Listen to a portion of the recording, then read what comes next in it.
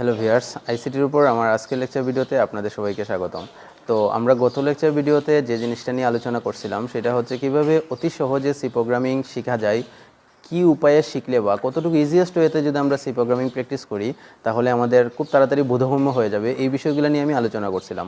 তো আজকে তারই ধারাবাহিকতায় আমরা যে বিষয়টা নিয়ে আলোচনা করব সেটা হচ্ছে অনুবাদক প্রোগ্রাম।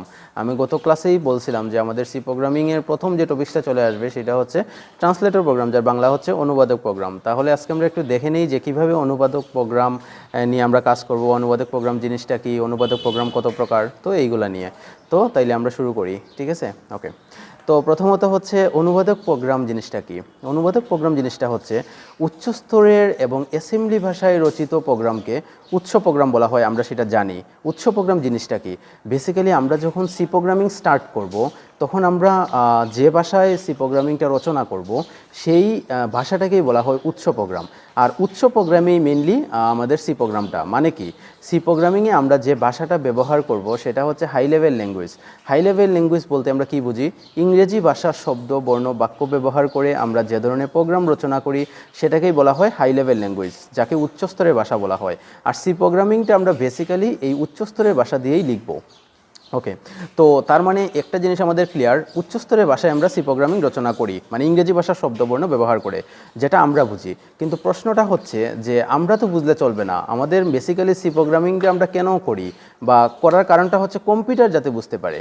যেহেতু এটা হচ্ছে একটা প্রোগ্রামিং ল্যাঙ্গুয়েজ, সো কম্পিউটারে বুঝতে হবে। তাইলে সবার মনে একটা প্রশ্ন চলে আসছে হয়তোবা যে কম্পিউটার কিভাবে বুঝে। আমরা তো জানি কম্পিউটারে বোধগম্য ভাষা হচ্ছে বাইনারি ভাষা। তো এখন প্রশ্ন হচ্ছে যে কম্পিউটার বুঝে এই জিনিসটা আমরা তো আসলে চিন্তা করে পাইতেছি না যে কিভাবে কম্পিউটার বুঝবে। তার মানে এই অনুবাদক প্রোগ্রামের বেসিক্যালি ওইখানেই একটা কাজ, সেটা কি করে যে ইংরেজি ভাষায় যে আমরা প্রোগ্রামটা রচনা করছি সেটাকে ট্রান্সলেট করে বাইনারি ভাষায় রূপান্তর করে। তাইলে যে বিষয়টা দেখা গেল যে উচ্চস্তরের ভাষায় আমরা যে প্রোগ্রাম রচনা করি তাকে বলা হয় সোর্স প্রোগ্রাম। আর সোর্স প্রোগ্রামকে ট্রান্সলেটরের কাজ, মানে অনুবাদকের কাজ কি, সেইটাকে বাইনারি ভাষায় রূপান্তর করা, মানে কম্পিউটারের ভাষায় রূপান্তর করা। আর কম্পিউটারের ভাষায় আমরা যে রূপান্তর যখন করি তখন সেইটাকে বলা হয় মেশিন ভাষা। আর মেশিন ভাষাকেই বলা হয় অবজেক্ট কোড। তার মানে আমরা যদি অনুবাদক প্রোগ্রামের মানে অত্যন্ত ইজিয়েস্ট ওয়েতে যদি আমরা কোনো সংজ্ঞা দেই তাহলে সংজ্ঞাটা কি হবে? সংজ্ঞাটা হবে যে প্রোগ্রাম উৎস প্রোগ্রামকে যান্ত্রিক ভাষা বলতে আমি মেশিন ভাষাকে বোঝাচ্ছি, যে প্রোগ্রাম উৎস প্রোগ্রামকে যান্ত্রিক ভাষায় অনুবাদ করে বস্তু প্রোগ্রামে রূপান্তর করে সে প্রোগ্রামকে অনুবাদক প্রোগ্রাম বলে। তাহলে আপনাদের অনুবাদক প্রোগ্রাম বিষয়টা ক্লিয়ার। ওকে, এখন হচ্ছে এই অনুবাদক প্রোগ্রাম হচ্ছে তিন প্রকার। প্রথমটার টাইপস হচ্ছে কম্পাইলার, এরপরেরটা হচ্ছে ইন্টারপ্রেটার, তারপরেরটা হচ্ছে অ্যাসেম্বলার। তাহলে আমরা এখন একটু দেখব যে কম্পাইলার জিনিসটা কি। ওকে, কম্পাইলার জিনিসটা হচ্ছে উচ্চস্তরের ভাষার উৎস প্রোগ্রামকে বস্তু প্রোগ্রামে অনুবাদ করা। বেসিক্যালি কম্পাইলারের ইন্টারপ্রিটারের কাজগুলো অনেকটাই সেম। এখানে কম্পাইলার কি করে? সম্পূর্ণ প্রোগ্রামটিকে একসাথে পড়ে এবং একসাথে অনুবাদ করে। আর যেমন ধরেন একটা জিনিস কি, আমরা যখন উৎস প্রোগ্রাম যেটা হচ্ছে আমাদের মানে ইংরেজি ভাষার শব্দ ব্যবহার করে যে প্রোগ্রামটা করি সেই প্রোগ্রামটাকে কম্পাইলার কি করবে? একসাথে প্রথমে অনুবাদ করবে, করার পর সেইটাকে যান্ত্রিক ভাষা মানে মেশিন ভাষায় রূপান্তর করবে। এইটি হচ্ছে কম্পাইলারের কাজ। এবং প্রোগ্রামে কোনো ভুল ত্রুটি দেখা দিলে সেটা একসাথে প্রোগ্রামারকে জানাইয়া দিবে এবং এক্সিকিউশন ফাইল তৈরি করবে। এটা হচ্ছে কম্পাইলারের কাজ। আর এইখানে ইন্টারপ্রিটার যে কাজটা করে সেইটা, আচ্ছা এখানে আমি আরেকটু বলি, কম্পাইলারের কিছু সুবিধা আছে। সুবিধাগুলো হচ্ছে, তার প্রথম সুবিধা হচ্ছে আমি প্রথমে এটা বললাম যে কম্পাইলার সম্পূর্ণ প্রোগ্রামটিকে একবারে অনুবাদ করবে। তারপর সেকেন্ড যে সুবিধা তার হচ্ছে প্রোগ্রামে যদি কোনো ভুল থাকে তাহলে একসাথে মনিটরে প্রদর্শন করে দিবে। প্রোগ্রাম নির্বাহের গতি অনেক তাড়াতাড়ি হয়, যেহেতু সমস্ত প্রোগ্রামটিকে সে একসাথে কম্পাইল করে, তার মানে খুব তাড়াতাড়ি হয়। তারপর হচ্ছে ইন্টারপ্রেটার যে বিষয়টা করে সেটা হচ্ছে সেম কাজটাই তারও, সেটা হচ্ছে কম্পাইলার যে কাজটা করে একসাথে, ইন্টারপ্রিটার সেই কাজটা করে লাইন বাই লাইন। যেমন ইন্টারপ্রিটার উৎস প্রোগ্রামের এক লাইন করে পড়বে এবং এক লাইন করে যান্ত্রিক ভাষায় অনুবাদ করবে। তো যখন দেখা যাবে যে ধরেন ইন্টারপ্রিটারে যে বিষয়টা হয়, কম্পাইলারের ক্ষেত্রে একটা বিষয় হয়, সেটা হচ্ছে যে অনেক বড় প্রোগ্রামের ক্ষেত্রে কম্পাইলার ইউজ করা হয়। আর ইন্টারপ্রিটার দেখা যায় যে প্রোগ্রাম আকারে অনেক ছোটো হয়ে যায়। তো সেই অর্থে ইন্টারপ্রিটার আমরা যখন ইউজ করি তখন মেমোরির জায়গা অনেকগুলোই বেঁচে যায়। তো কাজগুলো কিন্তু বেসিক্যালি সেম। উৎস প্রোগ্রামকে ইন্টারপ্রিটারও কী করে? ইন্টারপ্রিটারও তো ডেফিনেটলি একটা অনুবাদক প্রোগ্রাম, তো তারও কাজ হচ্ছে উৎস প্রোগ্রামকে অনুবাদ করে দেন এক্সিকিউশন ফাইল তৈরি করা বা মানে কি বলে অবজেক্ট প্রোগ্রামে রূপান্তরিত করা। আচ্ছা, দেন তার কিছু সুবিধা হচ্ছে কি ইন্টারপ্রিটারও সেম কাজটাই করে, ভুল সংশোধন করতে পারে ইন্টারপ্রিটার খুব তাড়াতাড়ি।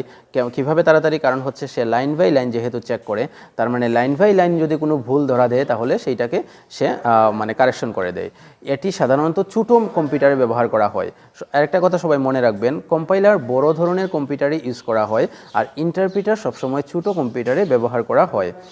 প্রোগ্রাম আকারে ছোট এবং মেমোরি কম প্রয়োজন হয়। কারণ কি? কারণ হচ্ছে সে এক লাইন করে কি করবে? চেক করবে। যদি কোনো ভুল ধরা দেয় তাহলে প্রোগ্রামারকে সে সাথে সাথে জানিয়ে দিবে। ওকে, তাইলে আমরা লাস্ট যে টাইপস ছিল সেটা হচ্ছে অ্যাসেম্বলার। অ্যাসেম্বলারের কাজটা কি? অ্যাসেম্বলারের কাজ হচ্ছে অ্যাসেম্বলি ভাষায় লিখিত প্রোগ্রামকে যান্ত্রিক ভাষায় রূপান্তর করার জন্য যে অনুবাদক প্রোগ্রাম ব্যবহার করা হয়। অনুবাদক প্রোগ্রাম বলতে কি বোঝাচ্ছি একটু খেয়াল করেন আপনারা। অ্যাসেম্বলি ভাষা বলতে আমরা কোন জিনিসটাকে বুঝি? নোমেনিক কোড। নোমেনিক কোড হচ্ছে, যেমন আপনারা একটু খেয়াল করেন, এখানে লিখছি আমি LDAX, add Y, sub Z, এই সবগুলার এক একটা ইন্ডিভিজুয়াল কাজ আছে। যেমন LDA বলতে আমি বুঝাচ্ছি লোড করবে, অ্যাড মানে হচ্ছে এডিশন করবে, সাব মানে হচ্ছে সাবস্ট্রাক্ট করবে। তো এইরকম সবগুলো ইন্ডিভিজুয়াল কাজ আছে। তো আমরা যখন অ্যাসেম্বলি ভাষায় যখন কোনো ইনস্ট্রাকশন দিই তখন এইভাবে করতে হয়। তো অ্যাসেম্বলারের কাজটা কি? অ্যাসেম্বলারের কাজ হচ্ছে এই যে অ্যাসেম্বলি ভাষার যে ইনস্ট্রাকশনগুলো আছে সেইগুলোকে কি করে অনুবাদ করে সে বস্তু প্রোগ্রামে মানে বাইনারি ভাষায় রূপান্তর করে। আর বাইনারি ভাষা মানেই হচ্ছে মেশিন ভাষা, যেটা কম্পিউটার সচরাচর বুঝে থাকে। তো অ্যাসেম্বলারের কাজ কি? অ্যাসেম্বলারের কাজ হচ্ছে নোমেনিক কোডকে যান্ত্রিক ভাষায় অনুবাদ করা। নোমেনিক কোড বলতে কোনটাকে বোঝাচ্ছে? এই যে LDAX আছে, অ্যাড ওয়াই আছে, সেইগুলোকে এক লাইন করে সে কী করবে? বাইনারি ভাষায় রূপান্তর করবে, মানে মেশিন ভাষায় রূপান্তর করবে। এটা হচ্ছে অ্যাসেম্বলারের কাজের ধারা। আচ্ছা, তাইলে এখন আমরা দেখি কম্পাইলার। মোস্ট ইম্পর্ট্যান্ট কোয়েশ্চেন ছিল এটা, কম্পাইলার এবং ইন্টারপ্রিটারের মধ্যে পার্থক্য কী? আপনারা অলরেডি এটা বুঝে গেছেন যে কম্পাইলার ইন্টারপ্রিটারের মধ্যে পার্থক্যটা কি। একদম ইজি পার্থক্য। সেটা হচ্ছে কম্পাইলারের প্রথম কাজ হচ্ছে সে সম্পূর্ণ প্রোগ্রামটিকে একসাথে অনুবাদ করবে, আর এখানে ইন্টারপ্রিটার কি করবে? সে এক লাইন করে অনুবাদ করবে। সেকেন্ড যে পার্থক্য আপনারা দিতে পারেন সেটা হচ্ছে, যেহেতু সে সম্পূর্ণ প্রোগ্রামটিকে একসাথে অনুবাদ করবে তার মানে সে সবগুলা ভুল ডেফিনেটলি একসাথেই প্রদর্শন করবে। আর ইন্টারপ্রিটার কি করবে? যখন এক লাইন চেক করা শেষ, সো ওই লাইনে যদি কোনো ভুল থাকে স্পেসিফিক ওই লাইনের ভুলগুলা সে ধরাইয়া দিবে। এবং ডিবাগিং ও টেস্টিংয়ের ক্ষেত্রে ধীর গতি সম্পন্ন হচ্ছে কম্পাইলার। ডিবাগিং ও টেস্টিং বলতে কি বোঝাতে যাচ্ছি আমি? সেটা হচ্ছে যে প্রোগ্রামে যদি কোনো ভুল থাকে সেই ভুলকে শনাক্ত করা, এবং শনাক্ত করার পর প্রয়োজনীয় যদি কোনো কাজ থাকে মানে কিভাবে এটাকে কারেকশন করতে হবে সেই কারেকশনের কাজগুলো করা। এই কাজগুলোর ক্ষেত্রে কম্পাইলার একটু ধীর গতি সম্পন্ন হয়, কারণ হচ্ছে সে একেবারে সমস্ত প্রোগ্রামকে চেক করবে, দেন ভুল হলে ভুল শনাক্ত করবে, তারপর প্রয়োজনীয় স্টেপগুলো নিবে। আর ইন্টারপ্রিটার ওইখানে কি করে? সে ডিবাগিং ও টেস্টিংয়ের ক্ষেত্রে অনেকটি দ্রুতগতি সম্পন্ন। কারণ কি? সে যখন এক লাইন টেস্ট করবে তখন দেখবে যে ওই এক লাইনের মধ্যে কোনো ভুল আছে কিনা। যদি ভুল থাকে সে প্রয়োজনীয় যে ব্যবস্থা নেওয়ার বা প্রোগ্রামারকে জানিয়ে দেওয়ার, মনিটরের প্রদর্শন করা, সেইগুলো করে ফেলবে। তো সেই ক্ষেত্রে দেখা যায় কি ভুল শনাক্তকরণ এবং সংশোধনের ক্ষেত্রে ইন্টারপ্রিটার অনেকটাই দ্রুতগতিতে কাজ করে। আচ্ছা, তো অ্যান্ড ফাইনালি যে স্টেপটা আমরা মানে পার্থক্যের মধ্যে আছে সেটা হচ্ছে এতে প্রোগ্রাম নির্বাহের জন্য কম সময় প্রয়োজন। কেন কম সময় প্রয়োজন? কারণ হচ্ছে সে সমস্ত ভুল একবারেই ধরে একবারেই সে মেসেজ পাঠিয়ে জানিয়ে দেয় প্রোগ্রামারকে।